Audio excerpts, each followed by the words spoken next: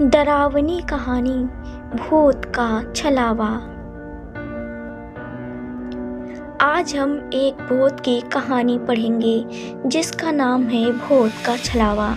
रमेश जो कि मजदूरी का काम करता था, एक दिन वो पास के गांव में मजदूरी के लिए गया।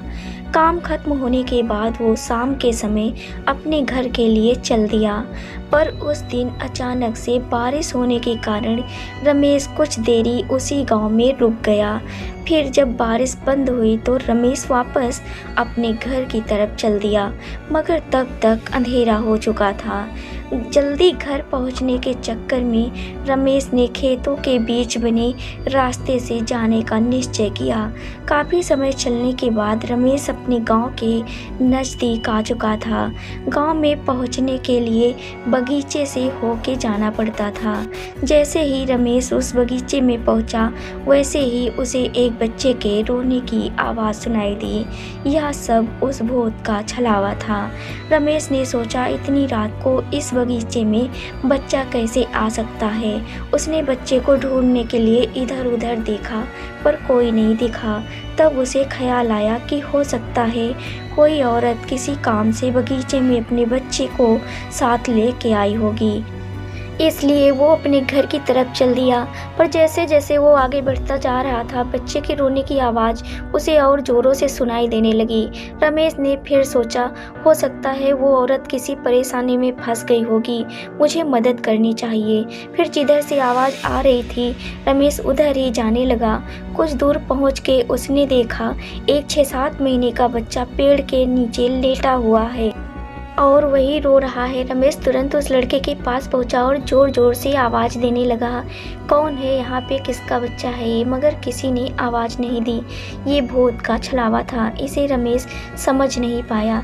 रमेश ने सोचा शायद इसकी माँ यहीं आसपास कहीं बेहोश हो गई होगी, इसलिए बोल नहीं रही है। फिर रमेश ने पूरे बगीचे को छान मारा, उसे वहाँ पे कोई भी नहीं दिखा। अब रमेश ने गुस्से में चिल्लाया, कौन यहाँ बच्चा रख के चला गया है? मगर किसी की आवाज़ नहीं आने के कारण रमेश ने वहीं रुकने का फैसला किया कि देखता हूँ कौन यहाँ अपने छोटे से बच्चे को रख के चला गया है। थोड़ी देर में तो आ ही जाएगा, फिर उसे डांटूंगा। मगर काफ़ी देर बीत जाने के बाद भी उस बच्चे को लेने के लिए वहाँ पे कोई नहीं आया। अब रमेश समझ चुका था शायद कोई जानबूझ के अपना बच्चा यहाँ पे छोड़ के गया है। तब रमेश ने उस बच्चे को गोद में उठाया और घर की तरफ चलने लगा। रमेश रास्ते भर चिल्लाते हुए जा रहा था, कैसे कैसे लोग रहते हैं यहाँ पे, अपने ही बच्चे को अकेला छोड़ के चले गए। गुस्से से वो पूरे रास्ते बड़बड़ाते हुए जा रहा था। तभी रमेश को ऐसा लगा कि उसे चलने में दिक्कत हो रही है, क्योंकि बच्चा बहुत भारी लग रहा था। मगर रमेश घर पहुँचने की जल्दी में और तेज़ चलने लगा। काफ़ी रात हो चुकी है, जल्दी से बच्चे को लेके घर पहुंचा जाए।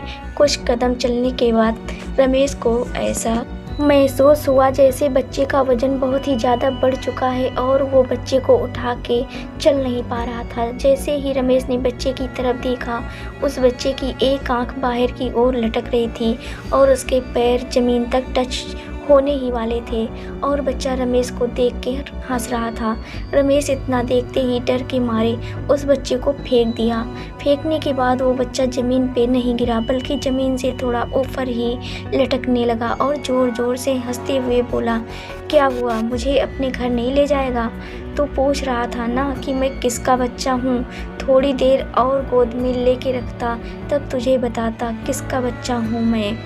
इतना सुनते ही रमेश वहाँ से तुरंत भागने लगा और अपने घर पहुँचा। मगर उसने ये बात किसी को नहीं बताई ताकि घर वाले भी न डर जाएं।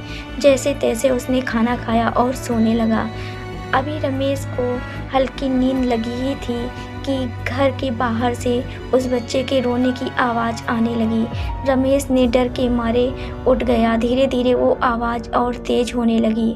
उसने अपने घर वालों को जगाया और सबको उस घटना के बारे में बताया।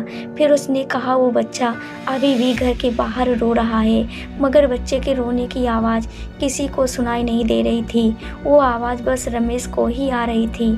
उसके बाद रमेश के घर वालों ने गाँव के ही एक बाबा को बुलाया, जिन्होंने रमेश का इलाज किया और उसके हाथों में धागे बांधे, जिसके बाद रमेश को उस बच्चे के रोने की आवाज़ आनी बंद हो गई।